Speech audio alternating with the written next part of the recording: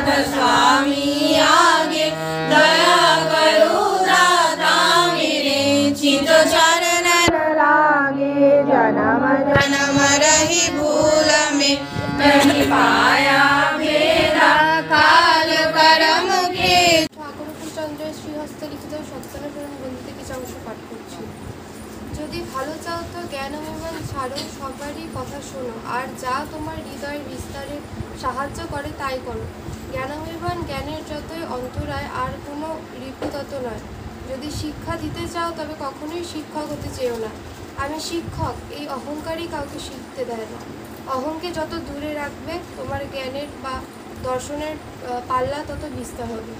অহংটা যখনই মিলিয়ে যায় জীব তখনই সর্বগুণ সম্পন্ন নির্গুণ হয়। জয়। শিক্ষা ও চরিত্র বিধানে ভক্তি। সন্তানের সম্মুখে এমনতর কিছু করিও না যাহাতে তাহার ভক্তি বা তোমার প্রতি টানের কোনো প্রকার অপলাপ ঘটে। টানের অপলাপে তোমারও কষ্ট, তাহারও সমূহ বিপদ।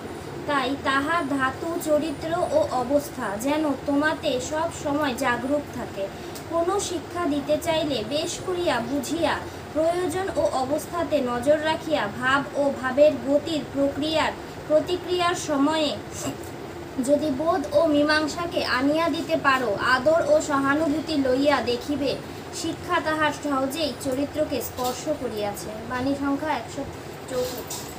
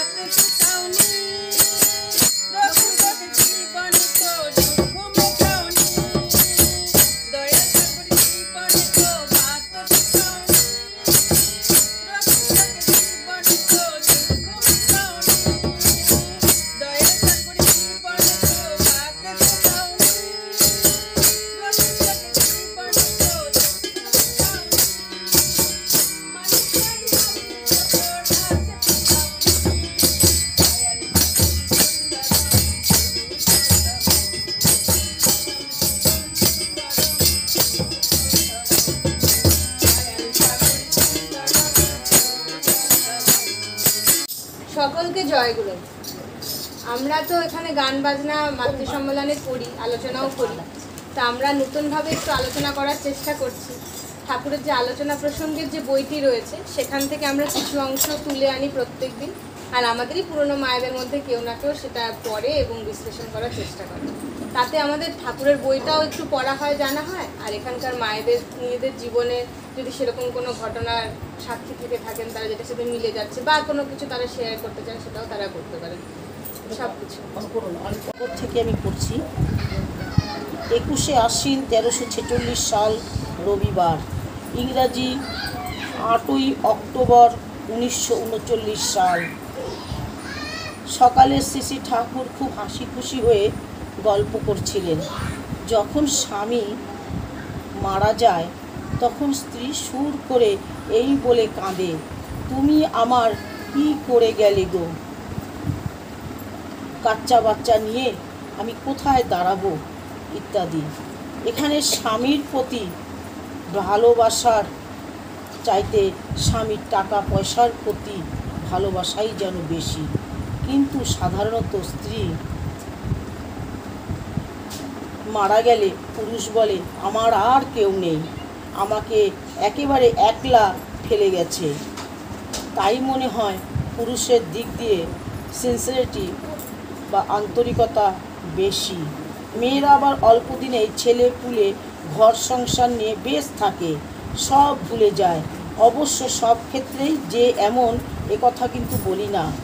সত্যিকার স্বামী ভক্তি সম্বন্ধে কথা উঠতে শ্রী ঠাকুর বললেন, এমন মেয়ে খুব কম দেখা যায় যে স্বামীর জন্য স্বামীর মুখ চেয়ে তার সঙ্গে গিয়ে গাছতলায় বাস করতে প্রস্তুত, যে কিনা নিজের বুক দিয়ে স্বামীর দুঃখ কষ্ট ঢেকে রাখতে চায়।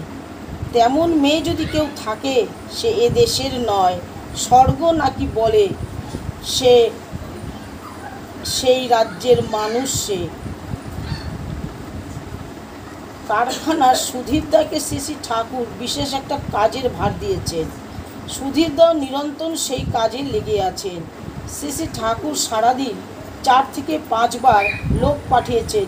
বিকালে নিজে এসে কাজের কাছে বসলেন, মাঝে মাঝে উৎসাহসূচক কথা বলছেন। তাহলে সকালে শ্রী ঠাকুর যখন হাসি খুশি হয়ে বসে গল্প করছিলেন তখন বলছেন যে যখন কোনো স্বামী মারা যায় তখন স্ত্রী সুর করে এই বলে কাঁদে যে তুমি আমার কি করে গেলে গো, বাচ্চা বাচ্চা নিয়ে আমি কোথায় গিয়ে দাঁড়াবো। এটা তো সত্যি কথা। তখন সেই মহিলা বা সেই মাটি একদম অকুল পাথারে পড়ে যায়, স্বামী নাই। সত্যি সত্যি কিন্তু এটা তার যে মনের কষ্ট। এখানে কিন্তু টাকা পয়সাটা তো আছে, কিন্তু সে কিন্তু ভীষণ একলা হয়ে যায়, তাই না? স্বামী যে কী জিনিস, স্বামী না থাকলে সেটা বোঝা মুশকিল। সেটা আমি আমার মাকেও দেখেছি। আমার বাবা যখন মারা যায়, মা নাওয়া খাওয়া ভুলে গেছে, শুধু ফটোর সামনে গিয়ে মা খেতে দেয় আর বলে যে তোর বাবা কিন্তু আমাকে ডাকছে, তোর বাবা আমাকে ডাকছে। হ্যাঁ, এই করতে করতে কিন্তু মা কিন্তু আর বেশি দিন টিকলো না। 3 মাসের মধ্যেই কিন্তু মা চলে গেল। সেটাই বলি যে এখানে কিন্তু আমি কিন্তু এক মেয়েই ছিলাম। মাকে তো আমি ফেলে দিতাম না, মাকে তো আমি ঠিকই দেখবো, কিন্তু মা স্বামীর প্রতি যে একটা ভক্তি ভালোবাসা, মা বাবুর কোনো কিছুতেই কোনো কিছু অযত্ন করতো না। কখন কোনটা লাগবে সেটা মা পুঙ্খানুপুঙ্খানুভাবে করে যেত। তাই আমার দিদিরা বলবে যে কাকিমাকে পেয়েছিল বলেই কাকা কিন্তু ভালো ছিল। কাকিমার মতন বউ পাওয়া ভাগ্যের কথা। সেই জন্য বলছি যে একজন স্বামীর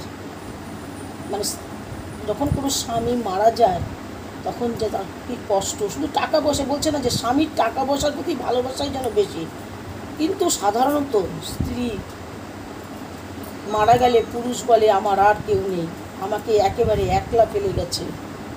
সে আরেকটি ঘটনায় বলছি, আমার মেজ জেঠি যখন মারা যায় মাত্র 54 বছর বয়সে, আমার জেঠু তখন জেঠু মানে 2 দিদির বিয়ে হয়ে গেছে, জেঠু তার ছেলে এবং বৌমাকে নিয়ে আছে। সে কি কষ্ট বোঝা যায় না। সেই 84 সাল থেকে জেঠু 2014-তে জেঠু মারা গেল। সে এতটা বছর সে টেনেছে, কিভাবে যে দেখেছে ভাষায় প্রকাশ করা যায় না। আমাকে বলতো, জ্যাঠামা জেঠি তো চলে গেছে, কিন্তু আমি এই খোকন, এই বৌমা, এই নাতির দিকে তাকিয়ে আমি আছি স্টেডি। এবং মানে যখন কোনো কিছুতেই সে কিন্তু কাতর হয়ে পড়তো না, মন তার খুব স্ট্রং ছিল, খুব স্ট্রং। যার যায় সে বোঝে যে তার কি কষ্ট ভেতরে।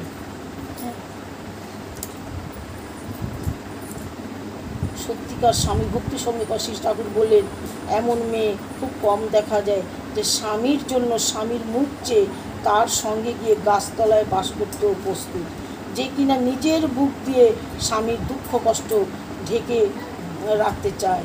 তেমন মেয়ে যদি কেউ থাকে, সে এদেশের নয়, স্বর্গ নাকি বলে সেই রাজ্যের মানুষ সে, তাই না? আরেকটু যে বলছেন যে কারখানায় গিয়ে সুজিতাকে ঠাকুর কিন্তু কোনো কাজ যে ছেড়ে দিয়েছে, কাজের উপর ভার একজনকে দিয়েছে।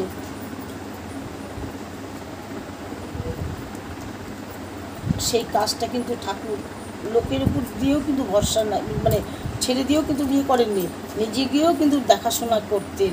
হ্যাঁ, এটা কিন্তু মানে ভালোবাসা, এক প্রকারে ভালোবাসা।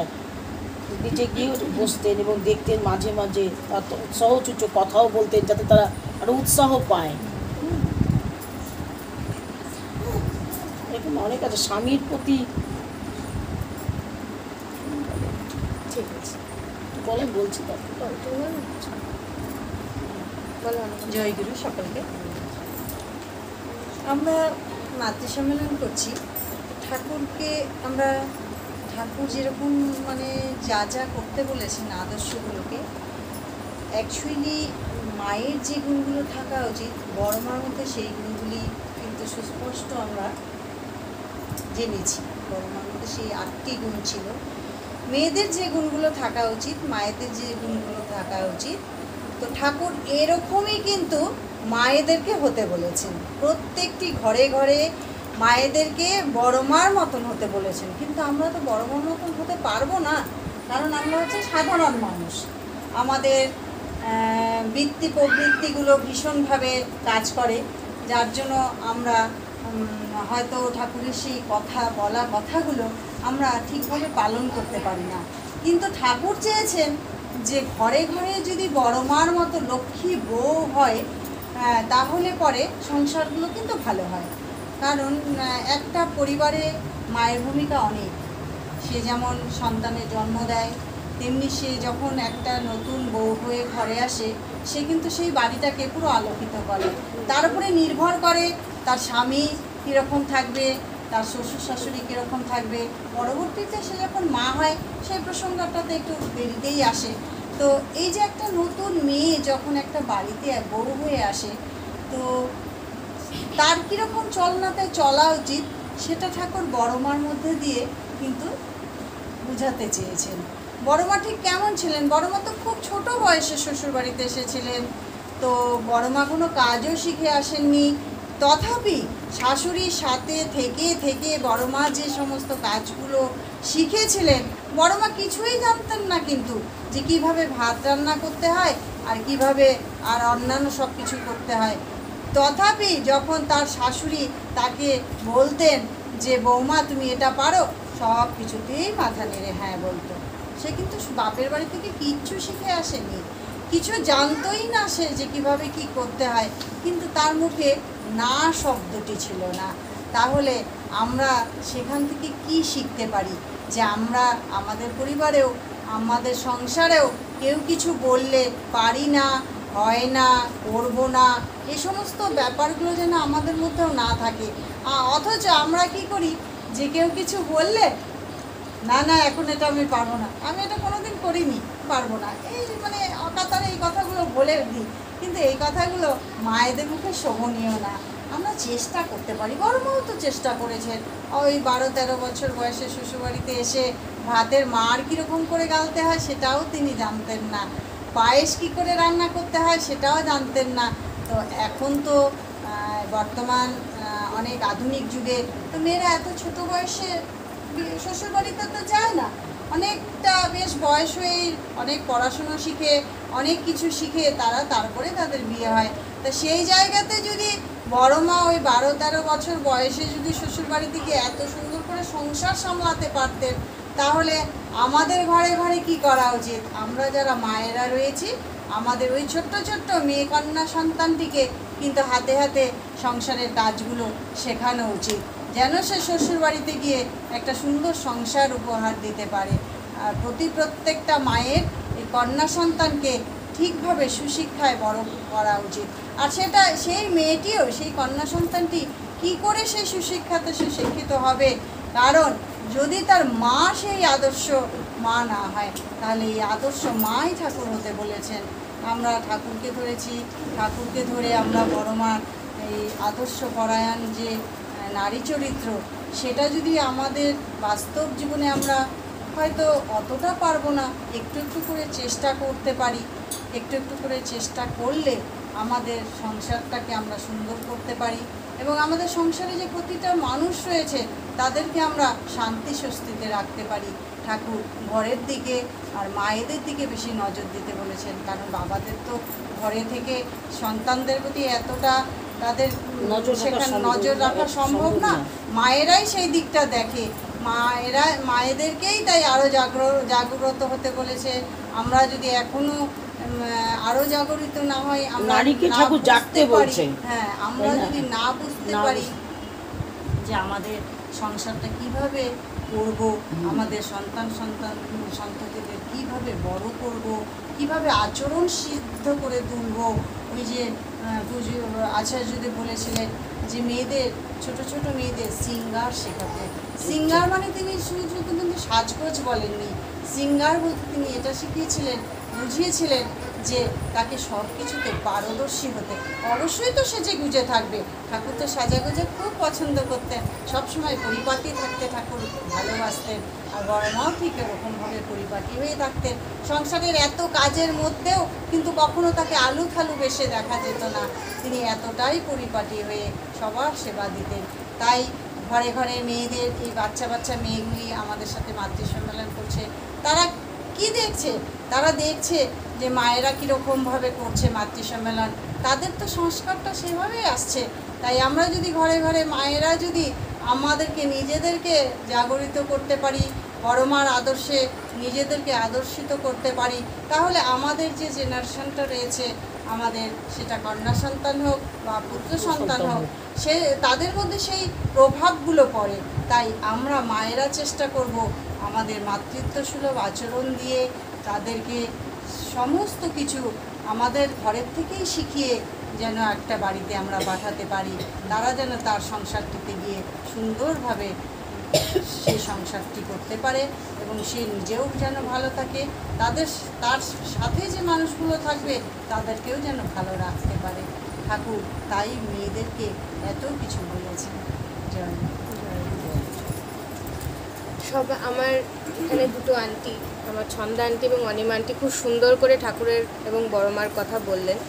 আমি শুধু ছোট একটা জিনিস অ্যাড করি এখানে আলোচনা প্রসঙ্গে। ঠাকুর যে কথাটি বলেছেন যে যখন একটা পুরুষ মানুষ বা একটা হাজব্যান্ড মারা যায়, তখন ওয়াইফটা কেমনভাবে কাঁদে যে আমার সব চলে গেল, আমার কি হবে। মেইনলি তার নজর থাকে যে আমার এখন আয় করবে কি আমার বাড়িতে, আমার আয় করার মানুষটা তো চলে গেল, খাওয়া দাওয়া বাচ্চা কাচ্চা নিয়ে আমি কোথায় দাঁড়াবো। তার মানে যখন একটা ওয়াইফ হয়, সে যদি চাকরি বাকরি না করে, জেনারেলি আগেকার দিনে যা হতো, এখনকার দিনে চাকরি বাকরি করে, আগেকার দিনে যেটা হতো যে যদি চাকরি বাকরি সে না করে, তার মেইন থাকে যে আমার হাজব্যান্ড আমার জন্য কি করে গিয়েছে, কতটা প্রপার্টি রেখে গিয়েছে, আর আমি কতটা সুখে এখনও থাকতে পারবো।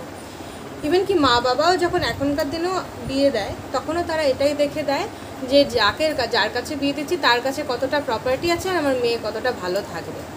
মেনলি এগুলোই দেখনীয় জিনিস, আর এটার মধ্যে কোনো ভুল নেই, এটাই নর্মাল, এটাই জেনারেলি এটাই হবে।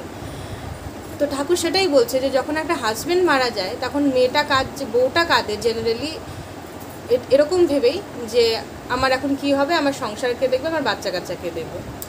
কিন্তু যখন কোনো ওয়াইফ মারা যায় আর যদি সেই হাজব্যান্ডটা ওয়াইফটাকে অনেক বেশি ভালোবাসতো, তখন সে এইভাবে কাঁদে যে আমার ওয়াইফ চলে গেল, এখন আমাকে কে ভালোবাসবে, আমার জন্য কে করবে, আমি কার কাছে গিয়ে শান্তি পাবো, আনন্দ পাবো কার কাছে গিয়ে, আমার তো সমস্ত কিছু চলে গেল, আমার ভালোবাসার মানুষটা চলে গেল।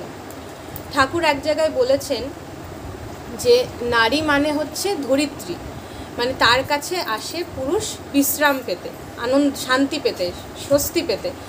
তো ওইটাই আর কি ঘটনা, যে একটা আজকে এবার যেমন এখন আচার্যদেবের ওখানে গিয়েছিলাম, আচার্যদেব বলছিলেন যে একটা লোক যে বাড়ি চালায়, যে হাজব্যান্ড হয়, যে বাড়ির কর্তা হয়, সে সারাটা জীবন বাড়িটার জন্যে করে, আয় করছে, ঘুরে বেড়াচ্ছে, কোথায় কি লাগবে, কার কি প্রয়োজন, ছেলের পড়াশোনা, বউয়ের এটা লাগবে, সমস্ত কিছু সে জোগাড় করছে। সে নিজের জন্য তার সময় নেই, হয়তো পুজোর জন্য সে নিজের জামাটা সব থেকে পরে কেনে, কিন্তু আমার মেয়ের কি লাগবে, আমার বউয়ের কি লাগবে, আমার মায়ের কী লাগবে, সবার জন্য সে আগে ব্যবস্থা করে রাখে। তাহলে আমরা যে মায়েরা রয়েছি তাদের ভালোবাসাটা একটা পুরুষের ভালোবাসার কাছে জেনারেলি খুব হার মেনে যায়, কারণ পুরুষটা ভালোবাসে সমস্তটুকু দিয়ে, আর মায়েদের কাছে কিন্তু কোথাও না কোথাও থাকে যে তুমি আমাকে কতটা দেখছো, তারপরে আমি তোমাকে দেখছি, এটা থাকে জেনারেলি। ঠাকুর এটাই এখানে মিন করতে চেয়েছে।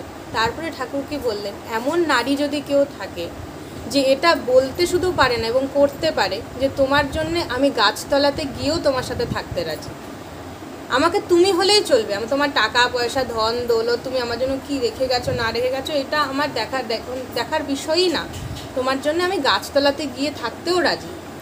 এমন যদি কোনো মেয়ে হয়, সে এই দেশের মেয়ে নয়, সে স্বর্গ থেকে নেমে এসছে স্বয়ং, যেটা আমার বড় মা ছিলেন ঠাকুরের জন্য। ঠাকুর যখন এক রাত্রে এক নিমেষে বাংলাদেশের কোটি কোটি তার প্রপার্টি ত্যাগ করে সবাইকে নিয়ে চলে এলেন ইন্ডিয়াতে, তখন ঠাকুরের কাছে কিন্তু কিচ্ছু ছিল না, ঠাকুর নিঃস্ব ছিলেন। বড় মা যদি ঠাকুরের পয়সা করি দেখে বা ঠাকুরের এত কোটি কোটি প্রপার্টি আছে, রোলস রয়েস গাড়ি আছে, এসব দিকে ঠাকুরকে বিয়ে করে থাকতেন, বা ঠাকুরের একটা ভালো জায়গা পজিশন আছে, ঠাকুরকে সবাই ঠাকুর বলে, ঠাকুরকে সবাই মান্যগণ্য করে, এই দেখে ঠাকুরকে বিয়ে করে থাকতেন, তাহলে ঠাকুর যখন বাংলাদেশে অত কোটি কোটি টাকার প্রপার্টি এক রাত্রে ফেলে সবাইকে নিয়ে চলে এলেন, তখন বড় মা কিন্তু জানতেন যে এখন তার কত কঠিন ভবিষ্যৎ সামনে। তাদের খাবার জুটল না, সারাদিনে হয়তো একবেলা কিছুটা অল্প কিছু চাল অল্প কিছু লঙ্কা ভিক্ষা করে নিয়ে এসে যে ফুটিয়ে ভাতটা হতো, ঠাকুর বলতেন যদি কোনোদিনও আমাদের পাতে একটা লঙ্কা পড়তো আমাদের ফিস্ট হয়ে যেত সেদিন। তাহলে এতটাই দুঃখ কষ্ট, মানে এতটাই অসুবিধার মধ্যে দিয়ে তাদেরকে প্রথম পিরিয়ডটা ইন্ডিয়াতে কিন্তু চলতে হয়েছে। এবং যেখানে এসে তারা উঠেছিলেন দেওঘর, সেটা ছিল সাঁওতাল পরগনা, প্রচণ্ড লড়াই করতে হয়েছে, ওখানে জায়গা পাওয়া, ওখানে মানুষের সাথে মানিয়ে চলা খুব কষ্টকর। আমি নিজের কথাই বলবো যে কোনো দিন যদি কখনো কারোর সাথে ঘর্ষণ হয়ে যায় বা কেউ আমার সাথে আমাকে খুব দুঃখ দিয়ে দিয়েছে, কষ্ট দিয়েছে, ব্যথা দিয়ে দিয়েছে, আমারই সেটা মানিয়ে উঠতে কতটাই সমস্যা হয়, কতটাই অসুবিধে হয়। কিন্তু আমার ঠাকুর তিনি প্রচণ্ড বিকৃত পরিস্থিতির মধ্যে সাঁওতাল পরগনাতে থেকে এত লোকের এত অত্যাচার সহ্য করা সত্ত্বেও কিন্তু তিনি থাকলেন, এবং বড় মা তার সাথ ছাড়ল না। বড় মা কন্টিনিউয়াস দেখে গেছে যে ঠাকুর যাদেরকে নিয়ে এসে তাদের খাওয়া জুটছে কিনা, বা তিনি খেতে বসেছেন, সামনে কেউ চলে এসছে, নিজের খাওয়াটা ছেড়ে তাকে তার থালাটা দিয়ে দিচ্ছে খাওয়ার জন্য। তো ঠাকুর এটাই বলেছেন যে যতটা পারি আমরা চেষ্টা করব, চেষ্টাটুকু আমাদের করতে হবে যে মানিয়ে নিয়ে যতটা আমরা চলতে পারি যে কোনো পরিস্থিতিতে। এখানে ঠাকুর হাজব্যান্ড ওয়াইফের এক্সাম্পল দিয়েছে, এখানে আমাদের সাধারণ জীবনেও আমরা এটা দেখতে পারি যে যদি আমি সত্যি কাউকে ভালোবাসি, যদি আমি সত্যি কাউকে নিয়ে আমি জীবনে চলতে চাই, যেমন আমার জীবনে আমার ঠাকুরকে নিয়ে আমি চলতে চাই, আমার ঠাকুরকে আমি ভীষণ ভালোবাসি, আমার ঠাকুর আমাকে বলেছেন সবাইকে নিয়ে চলতে হবে। আমার যতটাটুকু ক্ষমতা, আমি তো মানুষ, আমি তো বড় মা হয়ে যাইনি, আমার পক্ষেও সবসময় সব জায়গায় সবাইকে মানিয়ে নিয়ে চলা সম্ভব হয় না। আমার ভিতরেও রাগ কাজ করে, আমার ভিতরেও কষ্ট কাজ করে, আমার ভিতরেও দুঃখ কাজ করে, আমারও বোধ হয় যে এই জায়গাটায় আমি হার মেনে যাব, এই পরিস্থিতি বা এই মানুষটার সাথে আমি আর মানিয়ে চলতে পারবো না। বাট সেখানেও অনেক সময় চেষ্টা করতে হয়, অনেক সময় আমাদের মানে ভালো কিছুর জন্য মেকিও করতে হয়, যে ঠিক আছে আমার হাসি পাচ্ছে না তবুও আমি হাসছি, ভালোর জন্যে, খারাপের জন্য কখনোই না। এইভাবে করে করে যদি আমরা এগিয়ে যাই, হয়তো কখনো আমরা ঠাকুর যেটা চেয়েছেন যে ওই রকম মেয়ে যে স্বর্গ থেকে যে নেমে এসছে, সেরকম আমরা সবাই হয়তো একটু একটু হয়ে উঠতে পারবো। এই বলেই শেষ করছি। তোমাদের কারোর এখানে যদি এই বিষয়ে কিছু বলার থাকে অবশ্যই বলতে পারো, সবাই সবার বক্তব্য এখানে শেয়ার করতে পারে। এই জন্য আমরা বসে করি, যাতে মানে অনেকটা আলোচনার মতন, মানে ডিসকাশনের মতন ব্যাপারটা হয়। সবাই শেয়ার করতে পারো কারো যদি কিছু বলার থাকে। আর না, যদি না থাকে তাহলে আজকে আমরা এখানে শেষ করি, নাকি বলো না, বলবে কিছু বলো, তোমার যা খুশি। এই সময়টা তুমি এই যে এটা আমরা যেটা শুরু করলো সেটা হলো যে স্বামী স্ত্রী কেমন হবে, এটাই কিন্তু মূল কথা। স্বামী স্ত্রী কেমন হবে, স্ত্রী কেমন হবে, স্বামীও কেমন হবে। স্ত্রী যেটা বলল, স্বামী মারা গেলে স্ত্রী কাঁদে, কি করে গেলে আমাকে ভাসিয়ে গেলে। এর কারণ কি, যে স্বামীর সংসারের ভারটা স্বামীর উপরে ছিল, আর্থিক বাহ্যিক দিকটা, বাইরে সমস্ত দিকটা স্বামী দেখত, আর আভ্যন্তরীণ পরিবারের আভ্যন্তরীণ দিকটা স্ত্রী দেখে। পরিবারের কোথায় কি কে খেলো না খেলো, এগুলো সব, কার অসুখ কীভাবে রান্না হবে, সব স্ত্রী দেখে। কিন্তু স্বামী আর্থিক বলো, সামাজিক বলো, পারিপার্শ্বিক বাইরের জগৎটা কিন্তু স্বামী দেখে। সেই জন্য যখন স্বামী মারা যায়, যখন যদি সেই পরিবারে, বিশেষত সেই পরিবারের যদি আর্থিক উপার্জনশীল কেউ না থাকে, স্ত্রীর কিন্তু প্রথমেই বড় সমস্যা যে কি হবে, আমি এখন এই ছেলেপেলেগুলোকে কিভাবে মানুষ করব। কারণ ক্ষুধা নিবৃত্তিটা কিন্তু বিরাট সমস্যা। প্র্যাকটিক্যাল এটা, হ্যাঁ প্র্যাকটিক্যাল এটা। স্বামী পুত্র কন্যাদের আগে মুখে কিছু দিতে হবে, সেই দেওয়ার জন্য যে অর্থের প্রয়োজন, সেই আর্থিক উপার্জনশীল যদি কোনো লোক না থাকে, কোনো ব্যক্তি না থাকে সেই সংসারে, তখন কিন্তু স্ত্রীর এই সমস্যায় পড়বে এবং এই বলেই কাঁদবে, এখন আমি কি করব, আমাকে অকুল পাথারে রেখে দেবে, তাই তো। কিন্তু বর্তমান যুগে স্বামী স্ত্রী উভয়েই বেশিরভাগ পরিবারে কাজ করে, সেই সমস্যা হয়তো থাকে না। কিন্তু স্বামী স্ত্রীর বন্ধন যদি দৃঢ় থাকে, স্বামী স্ত্রীর যদি বন্ধন দৃঢ় থাকে, আত্মিক বন্ধন যদি থাকে, স্ত্রী কিন্তু শুধু টাকা পয়সার জন্য কাঁদবে না। একটা মানুষ তার জীবন থেকে চলে গেল, জীবনের অর্ধেকটা, যেটা আমি ভোগ করছি, জীবনের অর্ধেকটা চলে গেল, তখন তার কি অবস্থা হয় সেটা একমাত্র যে স্ত্রীর স্বামী বিয়োগ হয়েছে সে জানে, সে বুঝতে পারে। কাজেই স্বামী বিয়োগে যে শুধু আর্থিক ক্ষতি তা নয়, তার একটা বিরাট একটা ক্ষতি, নিজস্ব ক্ষতি হয়ে যায় স্ত্রী। সেই ক্ষতি কিন্তু অর্থ দিয়ে পূরণ হয় না, সেই ক্ষতি অর্থ দিয়ে পূরণ হয় না।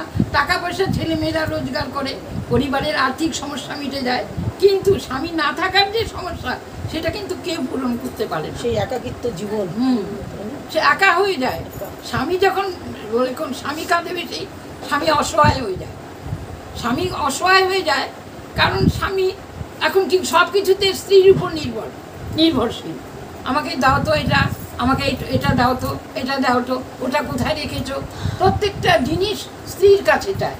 কাজে সে যখন আমি 1916-তে যখন আমি হসপিটালাইজ হলাম, আমার হাজব্যান্ড আমার প্রায় ইয়েতে চলে গেছিলাম, কোমাতে।